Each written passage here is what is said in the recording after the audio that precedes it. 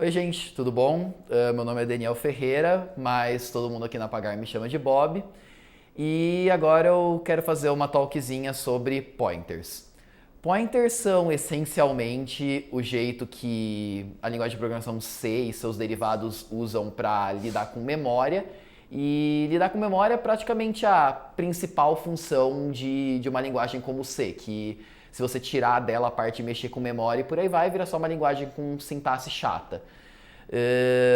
Mas enfim, dado que pointers são fundamentais para isso, geralmente eles também acabam sendo um pouco misteriosos e às vezes acaba até surgindo um mito de que eles são coisas super complicadas, de linguagens de baixo nível e por aí vai, para pessoas que programam linguagens de mais alto nível como Python, Ruby, JavaScript e por aí vai.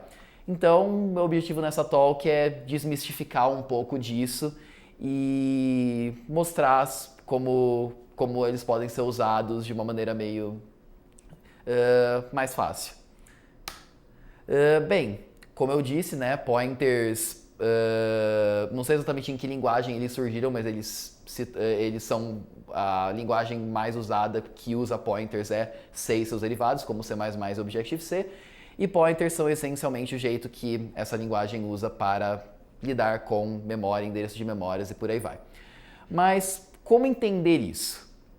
Acho que a melhor metáfora é falando de uma cidade. Aqui, né, a gente tem, imagina uma cidade que tem uma avenida, a Avenida Fubar, com a casa 1, 2, 3 e 4. E daí nós temos esses endereços, né, Avenida Fubar 1, Avenida Fubar 2, Avenida Fubar 3 e Avenida Fubar 4. Aí agora nós temos desenvolvedores morando nessas casinhas da Avenida Fubar, nenhum dos quais está nessa talk, fico muito triste. Enfim, temos na Avenida Fubar 1 o Dev Lindo, na Avenida Fubar 2 o Gui, e na Avenida Fubar 4 o Alan, e na Avenida Fubar 3 ninguém. Se a gente pudesse descrever essa situação num pseudocódigo, a gente poderia tratar isso, a gente poderia criar uma funçãozinha morador que, dado um parâmetro endereço, retornaria qual morador que mora nesse endereço.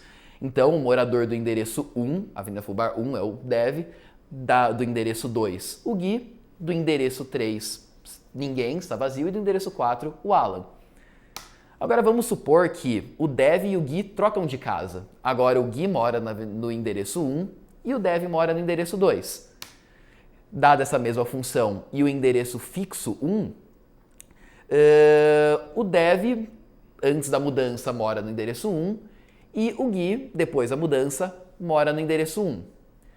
Vocês percebem que quando a gente fala de endereços, o endereço é uma coisa que diz onde um morador está. Ou seja, o endereço descreve onde está uma casa e o endereço é fixo. Mas não necessariamente a pessoa que está na casa descrita por esse endereço é fixa. Uma hora pode estar morando lá o dev, uma hora pode estar morando lá o Gui, e enfim. O endereço é fixo, mas a pessoa que está morando na casa que ele descreve é mutável. E aí que a gente chega no X da questão. O que é o endereço? Nessa situação, o endereço é algo que aponta para um determinado morador. E aqui que a gente começa a ter um pouco de sentido no que são pointers, né? Pointers, ponteiros, apontar. Pointers são coisas que apontam para determinada referência. Agora, transpondo a situação, né? Se essa cidade, essa avenida com essas casas fossem a memória de um computador e a gente quisesse descrever um endereço nessa memória, isso é, meio que uma caixinha onde eu guardo um determinado valor, eu poderia descrever esse endereço com um número. No endereço 1 da memória está alguém. Vendo aqui essa sintaxe de C, você vê aqui, né? Um morador asterisco, morador pointer é igual a 1. O que esse asterisco está me dizendo? Esse asterisco quer dizer essencialmente que essa variável é um ponteiro. Essa variável não denota um morador. Essa variável denota um ponteiro para o morador, ou seja, ela não denota a pessoa que mora, ela denota a casa. Essencialmente, então, esse ponteiro vai apontar para o endereço fixo, e assim como a gente descreveu na situação das casas, se o Gui trocar de lugar com o dev, o endereço vai ser o mesmo, o ponteiro vai ser o mesmo, mas o valor vai ser diferente. Porque tudo que um ponteiro faz, essencialmente, é apontar para um lugar na memória, independentemente do valor que está lá. E daí a gente pode ir mutando isso e atingir alguns resultados interessantes. Mas, essencialmente, esse é o modo que C usa para manipular memória. Aí aqui vocês veem um pouco da sintaxe de C, né? Esse morador asterisco, nome da variável, define um ponteiro para o tipo morador. Se eu imprimo esse ponteiro, eu vou receber 1, que é o endereço. E se eu imprimo asterisco morador, eu pego a referência a qual esse morador aponta, a qual esse ponteiro aponta, ou seja, o Gui, dado que agora o Gui mora nesse endereço 1. E aqui a gente descreve praticamente o processo inverso na sintaxe de C. Se eu tivesse acesso ao Gui, eu usaria esse operador e-comercial Gui para obter um ponteiro para o Gui. Aqui é a operação inversa. Eu não estou pegando a partir de uma casa o morador dela. Eu estou pegando dado um morador, a casa. E aqui, nessa última linha, a gente vê praticamente o resultado intuitivo, né? Uma referência para esse ponteiro é o valor para o qual ele aponta, que é praticamente tautológico, é praticamente a definição de um ponteiro, mas enfim, é só para mostrar um pouco de como esses operadores funcionam. Dado um morador, o e-comercial vai pegar a casa dele, e dado uma casa, o asterisco vai pegar o morador. E aqui é mais um pouco da sintaxe de C para explicar como tudo isso funciona, né? Retomando um pouco do que eu falei. Asterisco para um ponteiro é o que a gente chama de operador de dereferência, porque dado um ponteiro que é uma referência para um lugar, ele pega o valor que está nesse lugar. O e-comercial para um valor, dado um valor, ele pega uma referência para esse valor, que é o endereço de memória onde ele está. Esse asterisco depois de um tipo, por exemplo, int é o tipo de C para um número inteiro, esse asterisco simplesmente denota um tipo. Enquanto isso, esse asterisco aqui embaixo denota um operador de multiplicação. Isso é só para dizer que, assim, embora esse asterisco aqui de cima, que é o operador de referência, e esse asterisco do pointer type sejam relativos a pointers, eles fazem coisas completamente diferentes. Um denota um tipo, outro faz uma dereferência para pegar um valor. Tentar aproximar a função deles é que nem tentar aproximar o operador de multiplicação disso só porque ele é um asterisco. Eles fazem coisas completamente diferentes, embora estejam no mesmo campo de atuação. Aqui também mais um pouco de sintaxe de C, né? Praticamente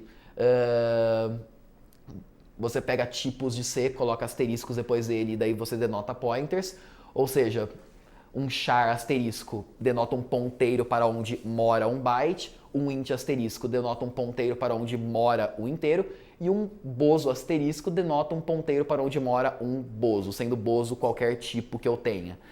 Assim como eu denotei lá um morador asterisco seria um ponteiro para um morador, portanto, uma casa, falando abstratamente. Voltando à cidade, digamos que eu queira mais quartos. E daí eu falo com o Jonathan, que é o prefeito da cidade, e falo, opa, quero mais uma casa aqui para eu botar uma pessoa. Se o Jonathan, nessa situação, fosse sistema operacional, eu estaria realizando um negócio que a gente chama também de alocação. Alocação, usando a função malloc da biblioteca padrão de C, é essencialmente dizer, sistema operacional, me dá um pedaço de memória que eu consiga escrever.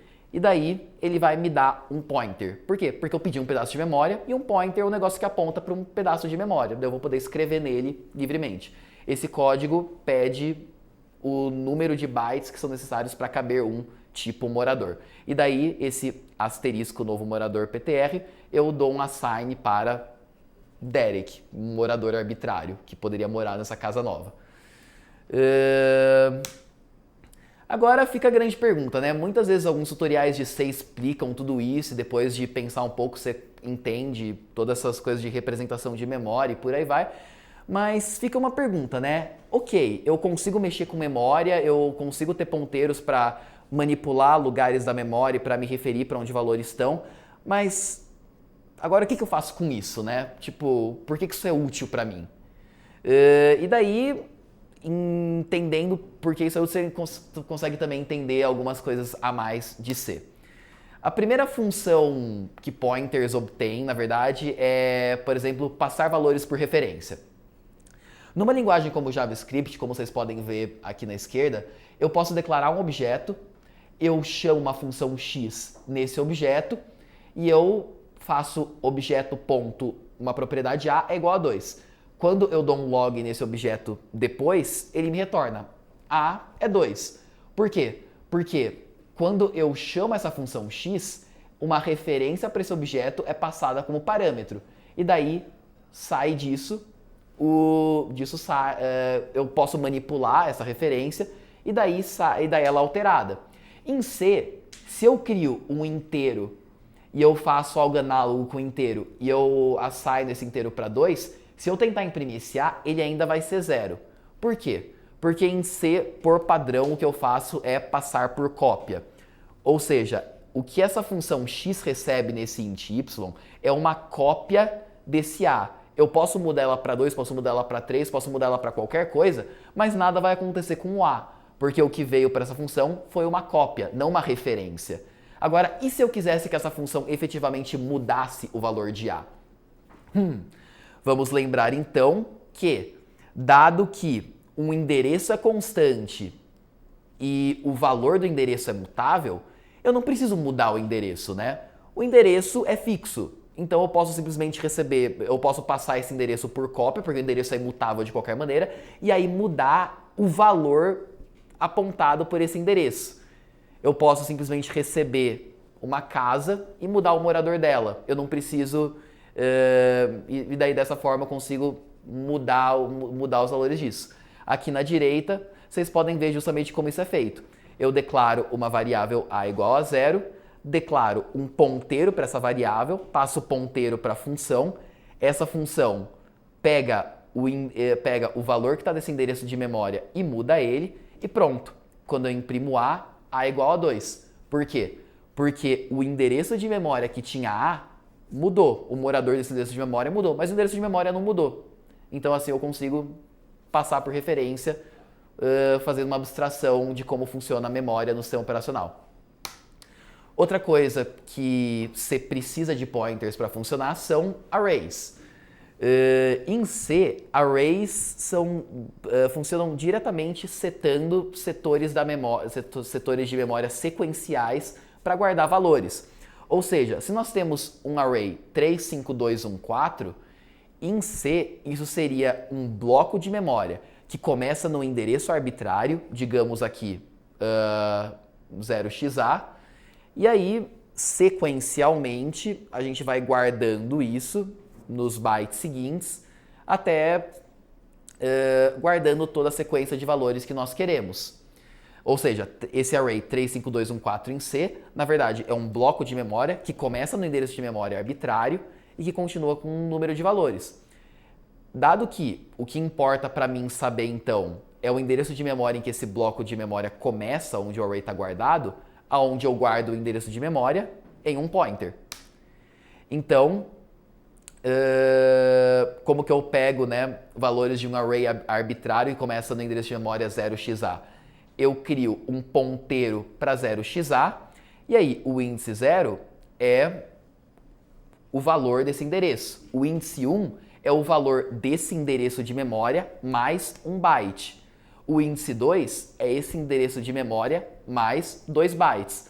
Porque, mais uma vez, arrays são praticamente uma sequência de valores guardados na memória. Então, você vai, dado que elas são sequenciais, você vai adicionando o número de bytes que você vai procurando e pronto. Você encontra o valor que você quer. Claro que escrever código com essa sintaxe aqui de asterisco, abre parênteses, isso mais um, não é um troço muito intuitivo. Então, C criou meio que um syntactic sugar, que é essa sintaxe aqui de bracket índice, que é o que vocês conhecem das outras linguagens, só que o que é divertido de C é que array índice 0 e 0 índice array é a mesma coisa, porque x mais y e y mais x vai dar no mesmo endereço de memória. Dito isso, isso assim, é só mais um exemplo de como funciona o arrays em C, né? Dado que é tudo memória, você pode mudar a ordem desses operadores e você vai obter o mesmo endereço. Claro que se você fizer isso em produção, ninguém vai entender seu código, mas demonstra como que arrays funcionam. criando um array arbitrário. Daí a gente volta também para o que eu falei mais cedo sobre alocação. Como você cria um array arbitrário em C? Você cria um ponteiro, você pede para o sistema operacional um bloco de memória, nesse caso, do tamanho 5, e você vai setando esses blocos de memória para criar o array que você quer. E aí você vai acabar com esses valores, 3, 5, 2, 1, 4, setando a memória nesse bloco. E um terceiro use case para pointer são strings em C. Strings em C, no caso, são somente um caso especial de array, que é um array de bytes que representam letras. Ou seja, para a gente ter uma string pagar-me, a gente, na verdade, tem um bloco de memória que tem no primeiro endereço um P, no segundo endereço um A, no terceiro endereço um G, e por aí vai sequencialmente. E aí tem uma peculiaridade das strings de C, que como você determina o tamanho de uma string? Você pega uma string e você sempre termina ela com um número 0, também conhecido como caractere nulo ou como barra invertida 0. E isso praticamente determina que uma string terminou. Então você sabe quando uma string termina. Então, mas, como eu falei, uma string se comporta essencialmente como um array. Então, se eu quero o terceiro caractere da string, eu pego o ponteiro que indica onde a string começa, adiciono 3 bytes e pronto, obtenho o terceiro caractere de uma string. E a função strlen da biblioteca padrão de C, como que ela descobre o tamanho de uma string? Ela pega essa sequência de bytes, vai iterando por ela toda até chegar no byte 0 e quando ela chega lá, ok, acabou. Então já tenho o tamanho dessa string. E quarto, que daí a gente chega num tópico um pouco mais complexo, é o ciclo de vida de recursos em C. Como a gente garante que um recurso está vivo durante uma função e continuará vivo na chamada de outra? Ou como a gente garante que se a gente envolve threads, que uma thread não vai tentar mudar uma referência e outra thread não vai tentar ler dessa referência ao mesmo tempo e vai causar um problema gigantesco? Bem, acho que isso foge um pouco do escopo dessa talk em especial, que é só dar uma introdução para pointers e alguns use cases básicos, mas provavelmente vai ter outra talk que vai explicar esses tópicos um pouco mais em detalhe e também explicar um pouco de como linguagens de mais alto nível conseguem abstrair tudo isso de lidar com memória em coisas que tendem a ser um pouco mais palatáveis para programadores e induzir menos a erros. Dito isso, provavelmente era tudo isso que eu tinha para dizer. Muito obrigado.